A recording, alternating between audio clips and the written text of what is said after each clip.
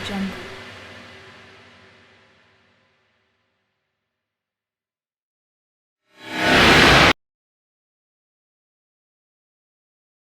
السلام علیکم پیارے دوستو، زلفی نالج لین میں خوش آمدید۔ سلطان صلاح الدین ایوبی رحمت اللہ علیہ پھر جب یوسف صلاح الدین قاضی ابن ارسون کی درسگاہ سے اٹھا تو اس کی دنیا ہی بدل گئی تھی۔ اب اس کی تمام تر توجہ شمشیر زنی، نیزہ بازی اور تیر اندازی پر مرکوز تھی۔ وہ ایک جنونی کی طرح جنگی مشاغل میں مصروف رہتا اور ہر وقت اس کے ذہن میں قاضی ابن ارسون کے یہ الفاظ گونجتے رہتے: طرابلس کا کتب خانہ عیسائیوں نے صرف اس لیے جلا کر خاکستر کر دیا کہ اس کی حفاظت کے لیے مسلمانوں کے پاس تلواریں اور سپاہی نہیں تھے۔ جولسن ثانی، جسے سلطان نور الدین محمود زنگی رحمت اللہ علیہ نے اندھا کرا کے حلب کے قید خانے میں ڈال دیا تھا، وہ آج بھی ایڈیسا کی تباہی اور اپنے گم شدہ اقتدار کو یاد کر کے اکثر رات کی تنہائیوں میں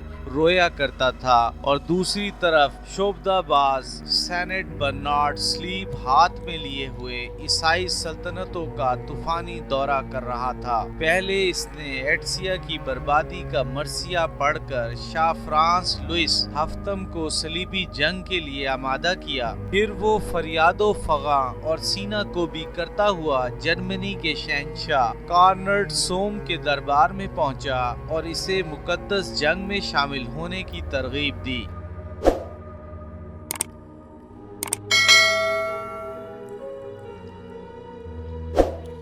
آج بھی ساری عیسائی دنیا صلیبی جنگوں کو کروسیڈ کے نام سے پکارتی ہیں، جس کا مطلب ہے مقدس جنگ۔ جب سینٹ برنارڈ نے شہنشاہ جرمنی کارنڈ سوم کے سامنے صلیبی جنگ میں شمولیت کا ذکر کیا تو اس نے ٹالنے کے انداز میں کہا: میں انسانی خون بہانے کے بجائے امن و سلامتی کو ترجیح دیتا ہوں۔ شہنشاہ جرمنی کو ہاتھ سے نکلتا دیکھ کر ایک شعبدہ باز سینٹ برنارڈ کچھ دیر کے لیے گھبرا گیا، مگر پھر فوراً ہی اس کے فتنہ گر دماغ نے کئی نئی چال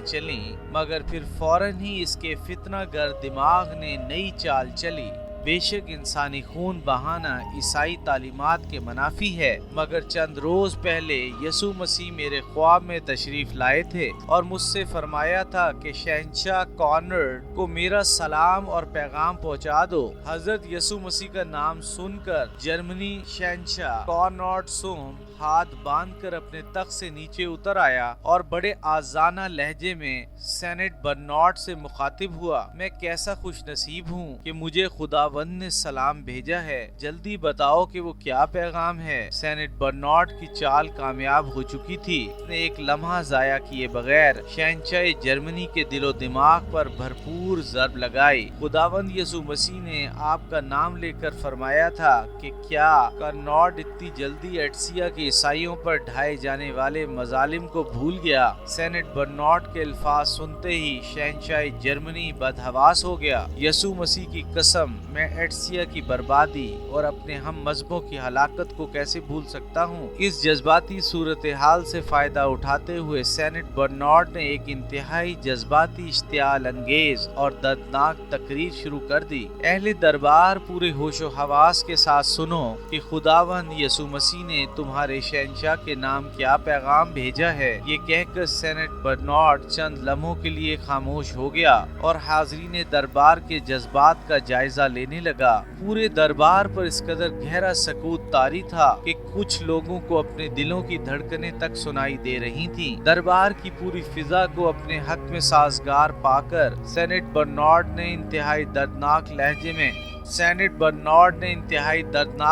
میں شہنشاہ جرمنی کارنڈ سوم کو مخاطب کرتے ہوئے کہا: خداوند یسوع مسیح کا فرمان ہے کہ آج مسلمانوں کی خون ریزی عیسائیوں کے لیے افضل ترین عبادت ہے، اور جو خون بہانے کی طاقت نہیں رکھتا وہ صلیبی سپاہیوں کے لیے بے دریغ زر و مال خرچ کرے تاکہ ہمارے فوجی بہترین ہتھیاروں سے مسلح ہو سکیں، اور جو انتہائی مفلس ہیں وہ دن رات گرجاؤں میں صلیبیوں کی فتح و نصرت کے لیے دعائیں کریں۔ ابھی سینٹ برنارڈ کی تقریر جاری تھی کہ تمام درباری جوش جذبات میں چیخنے لگے، صلیب کی حفاظت کے لیے ہماری جان و مال، گھر بار اور عزت و ناموس سب کچھ حاضر ہے۔ سینٹ برنارڈ بڑی عیارانہ خاموشی سے درباریوں کے پرجوش نعرے سنتا رہا۔ پھر جب یہ شور ختم ہوا تو اس کذاب جادوگر نے شہنشاہ جرمنی اور اس کے درباریوں پر آخری ضرب لگاتے ہوئے کہا، اور خداوند یسوع مسیح کے آخری الفاظ بھی سن لو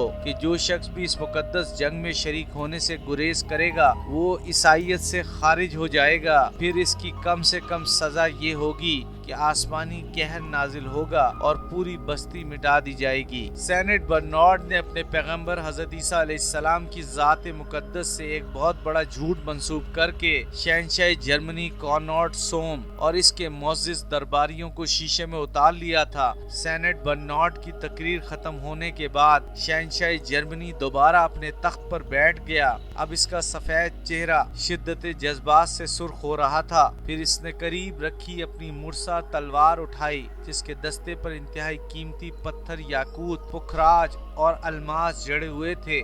قدیم توہم پرستوں کا عقیدہ تھا کہ ان پتھروں سے آراستہ تلوار جس شخص کے ہاتھ میں ہوگی وہ میدان جنگ میں اپنے دشمنوں پر غالب رہے گا۔ شہنشاہ جرمنی کونراڈ سوم نے اپنی شمشیر کو بے نیام کیا، پھر اسے ہوا میں لہراتے ہوئے حاضرین دربار سے مخاطب ہوا۔ ایپیسوڈ 17 اختتام پذیر ہوئی۔